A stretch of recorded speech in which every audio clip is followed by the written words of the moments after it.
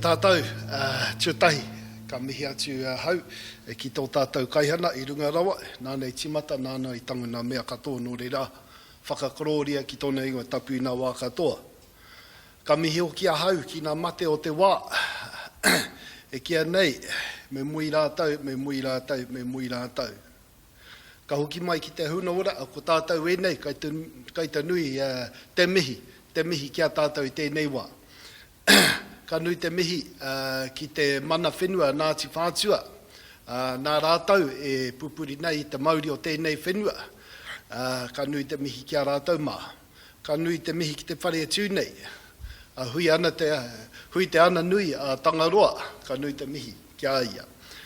Ka nui te mihi ki te papa takoto maira me te moana a Waitangi. Ka nui te mihi kia ia. E whakapiata mai I tēnei wā. Kua hau nei nā, ko mātātua te waka, ko tūhoi, ko Ngāti Awa, ko te whakatohia, o ko iwi, me Ngāti Kahungunu anō hoki. Kua hau nei nā, ko Jason Mika, tōku ingoa, ka nui te mihi kia tātou. Kia ora everyone. Very pleased to be here. Thanks very much, Jess, for the warm welcome this morning, and it's really lovely to see so many people here this morning to be with you, and thanks Nick for opening up and putting on a good show there, Nick. Very pleased to be here from Palmerston North, Massey University in the business school, Massey Business School, with Te Auranaho. Today I'm going to be talking about a Māori marine economy and what that looks like. Just briefly, I know we've got busy days, so we don't have all day to talk about that, but I'm going to talk a little bit about that. So it's a blue economy from a Māori perspective, based on some research that we're doing with the Sustainable Seas National Science Challenge. Before I get into that, just want to say a big mihi to Auckland and express my affinity for tāmaki makaurau. There's a saying here from the Ngāti Whātua people, te pai me te whairawa o tāmaki, the beauty and the abundance of tāmaki, and it sure is looking beautiful today. So big mihi to the people from here.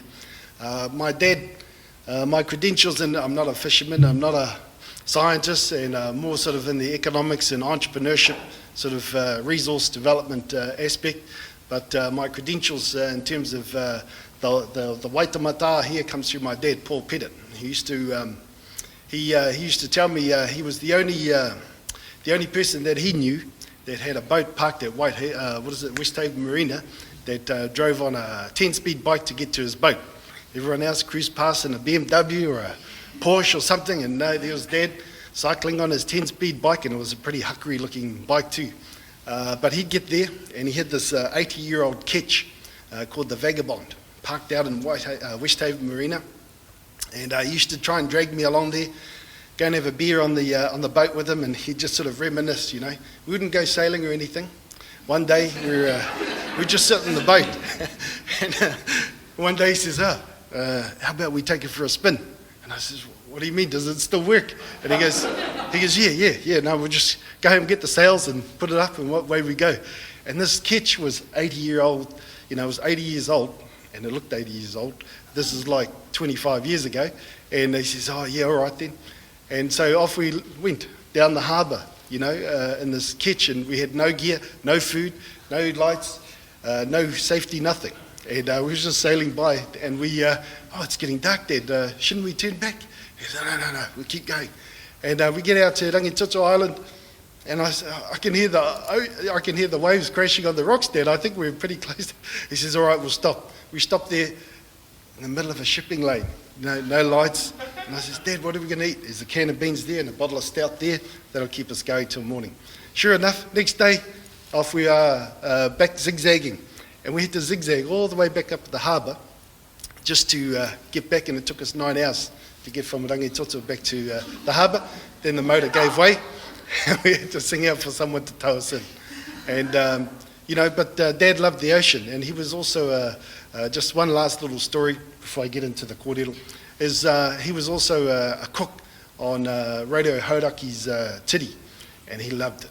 He absolutely loved it. And they were rolling around in the Hauraki Gulf there, and that was one of the best times of his life. And So yeah, that's my dad. That's my credentials for this little place here. And I've got a few more stories, but we'll save it for morning tea. The research that we're doing, now Nick gave a really good definition of what a blue economy is. This is our definition. Whai rawa, whai mana, whai oranga. Creating an indigenous blue economy. And our research team, we spent about 2 days having a little bit of a wānanga, having a bit of a hui about what does a Māori marine economy actually look like? What does that actually mean? 2 days later, we come back, it's actually the title of our research project, Whai rawa, whai mana, whai oranga. And for us, the Māori marine economy is all about well-being. We had a well-being budget this year, 2019. About 700 years ago, the Māori people had a well-being economy called the Māori marine economy. And that whole economy was about the well-being of whānau hapu, feeding our families, our hapu, our tribes, and looking after what we had. And those values and principles are really underpinning our research. So we're doing a bit of literature review. We've done that. Had a look at what is a traditional, Māori view of the fishing and marine environment. Doing some case studies. Wow, that's spooky. Okay, all right. I thought that was the way to come in to remind us, It might have been Tagaroa giving us a message. And then, so we've got some case studies. I'll talk a little bit about those towards the end. Doing a survey. So asking people, what does the Māori marine economy look like to them? And how they're managing, to incorporate their, traditional values and aspirations with the modern demands of running a marine-based enterprise, but also these other aspects of sustainability. Then we're also talking to people. Got to talk to people about your research. Robin keeps saying, where's Robin? Yes, no one knows about the research. Well, what's going to change? So we've got to talk to people, so we're engaging with people. We have some advice. Good thing about research, got to get good advice. And we've got a Mātauranga Māori Advisory Committee, a couple of sirs, a judge, and a distinguished professor, and a tribal chief executive who's engaged in this customary and also the commercial aspects of Māori fisheries. So they provide us with guidance, advice, and act as a korowai, a bit of a cloak of protection, and advice when we, just to steer us through what we're doing. Our research team, we've got a big research team. There's about 10 of us now, and we're from all over the show. Canterbury University, we've got Dr. John Reid and also Dr. Matthew Rout, and others from Auckland University, scientists and economists and lawyers. We've got the works. And so we're very blessed to have an amazing team of researchers who have been on this project with us and producing some great stuff. One of the, the starting point for us is what I was talking to Tony about just before we started, about our connection with Aotearoa. Started in Hawaii. For the Māori people, it started out in the Pacific Ocean, and our ancestors making their way across the Pacific using traditional technologies, knowledge about the stars, the currents, the weather, climate, in order to find their way here. And they did, and they settled.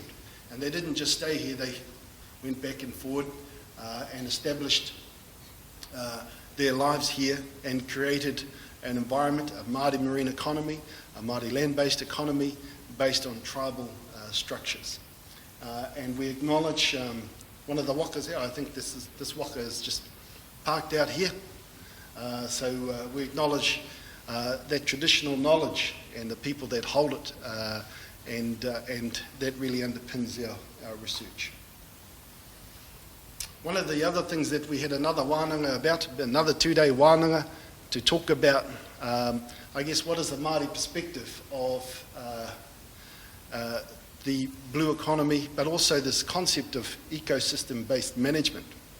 which Sustainable Seas National Science Challenge is really focusing its attention on. And for us, mātauranga Māori, mātauranga, the knowledge of the Māori people, for us that EBM concept, the ecosystem-based management concept, really plays out in terms of a waka, a canoe.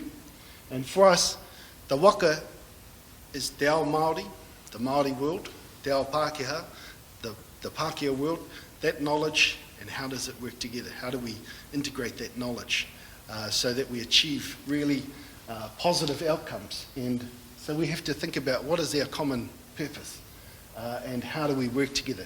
How do we paddle those waka in the same direction? And what is that direction? And just thinking about our ancestors, setting off from Hawaii Nui, Hawaii Roa, Hawaii Paumamau, what were they thinking? What was their vision? What was driving them? And we're in that position now. If you think about it, we're back there.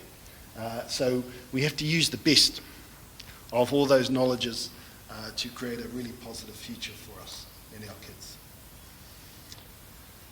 Just taking us back, before Captain Cook arrived and opened up Aotearoa to the world, Māori people had a system of managing the marine economy, the marine environment, that was based on their tribal structures.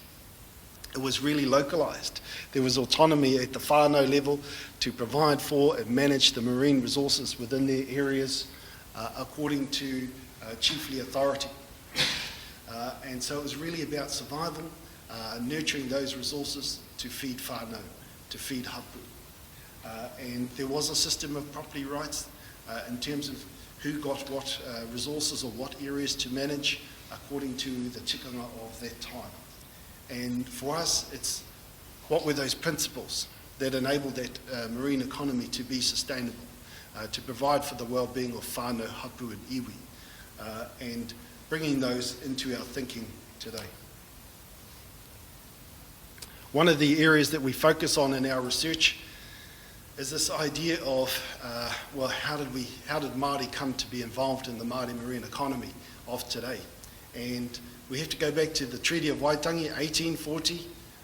Now from that time, inside the Treaty of Waitangi, Māori rights to forestries and fisheries and all these sorts of things were protected. Yes, Māori people, the tribes of Aotearoa, retained ownership and interest in their fisheries and their marine environments, and if they chose to sell them, to release them, then someone had to buy it, and it had to be the Crown. The problem is the Crown didn't buy Māori fisheries interests. They didn't buy it. It was still under customary title, customary control, but the Crown assumed that they did.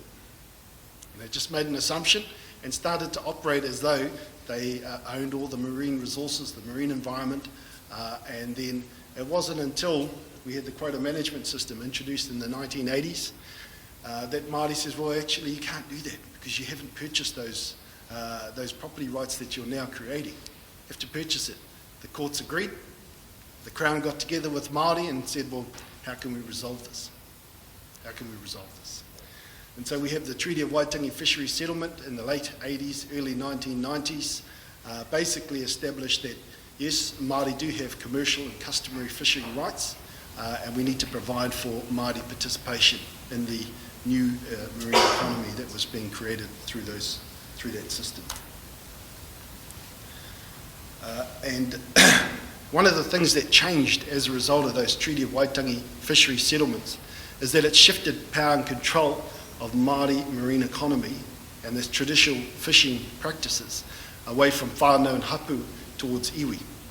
So we have the likes of Ngāi Tahu and Tainu all sort of managing and controlling Māori commercial and to some extent customary fishing rights and interests. So it was a shift away from whānau and hapu. One of the things that we're trying to do in the Whairawa, Whaimana, Whaioranga project is to map the Māori marine economy. What does it look like? What does it look like in terms of its structure, its value, its dynamics? Who are the firms that are participating inside that Māori marine economy and how they're operating in a distinctly Māori way? Now this picture, you won't be able to make sense of this probably, but it's a beautiful little chart that maps the institutional environment within which the Māori marine economy operates today. It was created by our mate Dr. John Reid and Dr. Matthew Rout down at Canterbury University in the Ngāitahi Research Centre. So ka nui te mihi kia John, a reua ko Matt. Now what this explains is, well, there's three levels. One is the governmental, the organisational and the operational level. And across the top are all the different aspects that make up the Māori marine economy. Now we've got the governmental in terms of the legislation. Up the top is all the legislation that really governs how Māori participate and operate within the marine economy. We've got the judicial, enforcement, administrative arms. So, this is where the agencies come in, and MPI is particularly influential in that area. Then we've got the Māori marine property rights in terms of customary, private rights, commercial entitlements, and also non-commercial rights. Those flow down to iwi, iwi tribal corporate entities, which manage and control those interests. And then finally get down to the fishing, where people have annual catch entitlements and the fishing activity happens. Then we've got the marine estate and how that is governed over there. And so the main point of this chart is that this is the current picture of the institutions that govern how the Māori marine economy works. And one of the objectives of our research in the Sustainable Seas National Science Challenge is to influence, well, what should this picture look like? What would this picture look like if we were operating from a kaupapa Māori perspective, a whairawa, a whaimana, a whaioranga perspective, that mātauranga Māori perspective? How would this institutional picture look if we started from that point of view, as opposed to starting with some legislation and some institutions and some activities down there? One of the other questions is, well, what is the value of the Māori marine economy? And as Nick pointed out, there's a whole vast range of activities on the marine environment, tourism activities, fishing and other activities. So there's lots of economic activity happening on the marine environment. And for us, we're just getting started at figuring out, well, what is the value of the Māori marine economy? And so for us, we focused on the fishery sector and the data that sits within there. But it's just the start. And the figures, John tells me, just let everyone know there's provisional. So this research is just being finalised at the moment. We've got how long? We've got 30th of June before we have to submit our reports. So not long, but it's provisional.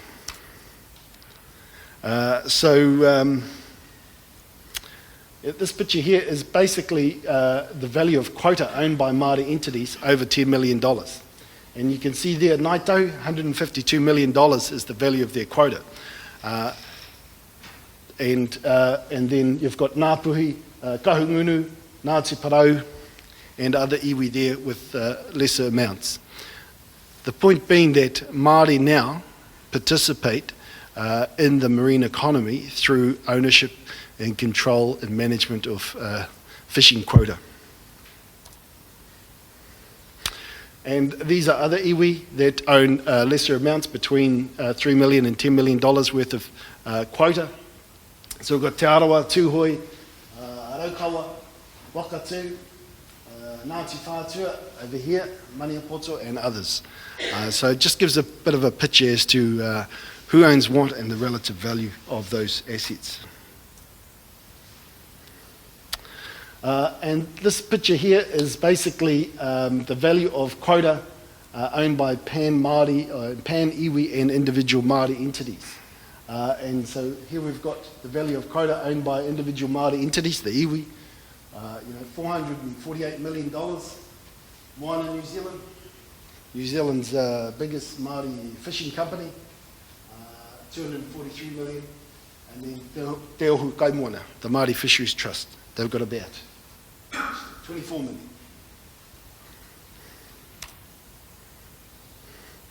And this is a bit of a breakdown as to which iwi own bits of moana New Zealand. So we've got Ngāpuhi, Ngāti Parau, Ngāti Kahungunu owning about a third, quite a few, about a third amongst 48 smaller iwi, and then others owning the rest.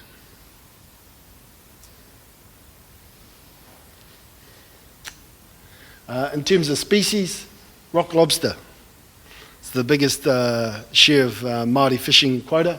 And then we've got paua and snapper and some other fish, some other tasty fish there. Now, this is a chart that shows, I guess, the quota assets acquired in addition to settlement quota that was released through the settlement process. So you can see that Ngāi Tahu has acquired a substantial amount of additional quota following settlement.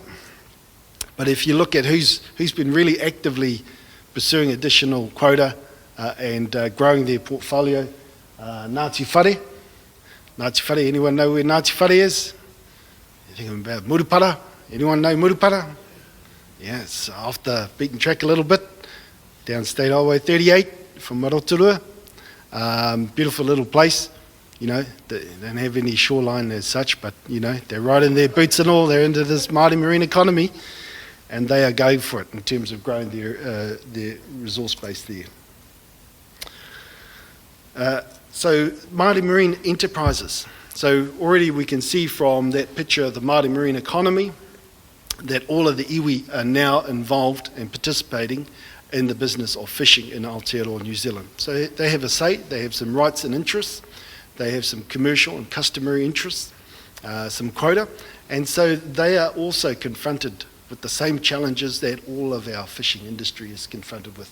How do we create a sustainable blue economy for the betterment of ourselves and our future generations to come? And they are also embarking upon that same question about introducing traditional knowledge and te ao Māori, te ao Pākehā to address those questions. And Māori marine-based enterprises are doing this also. So we have some case study organisations that we're looking at. So Ngāti Kahungunu, Wairua Tai Whenua in Wairoa, Moana New Zealand, we've done a case study on them. Ngāi Tahu, Whakatohea, which is heavily involved in the aquaculture industry off the coast there in the Bay of Plenty. The Iwi Collective Partnership is another organisation where they've basically got about 16 different iwi that are collectivising their quota and selling it to the market together.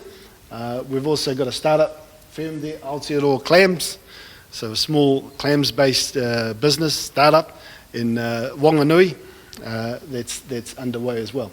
So what we've got is different scales and different levels of Māori marine-based enterprise. Some of them at the tribal level, some of them at the hapu level, and then some of them are sort of private Māori enterprises working within the iwi environment to create sustainable enterprises. So one of the challenges for them is how do they balance those cultural imperatives with those commercial imperatives as Māori enterprises? How do they draw on that traditional knowledge about kaitiakitanga, about stewardship, about guardianship, about respect for our tangaroa and papatua nuku and ranginui? How do we do that, and how do they do that? And that is the inquiry that we've been working through with each of the case studies. So where are we headed to? Well, we've got some reports to deliver for Julie Hall, our CEO of the Challenge, by the 30th of June. And then we're going to, I think, well, there's another 5 years, Nick was saying. So there's more work to be done. So we're just at the starting blocks, really, in terms of studying the Māori marine economy. One of the next phases will be collaboration. So it's not just about the, I guess, the Māori-centred research and the sort of Pākehā-centred research. It's how can we work together and collaborate and achieve the best outcomes possible. Kia ora.